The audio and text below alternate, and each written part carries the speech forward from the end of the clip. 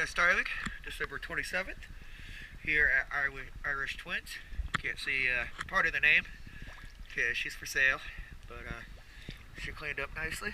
Service line looks real nice, and there was pretty already heavy growth that came back on the hole and the inboard outboards. Let's go take a look.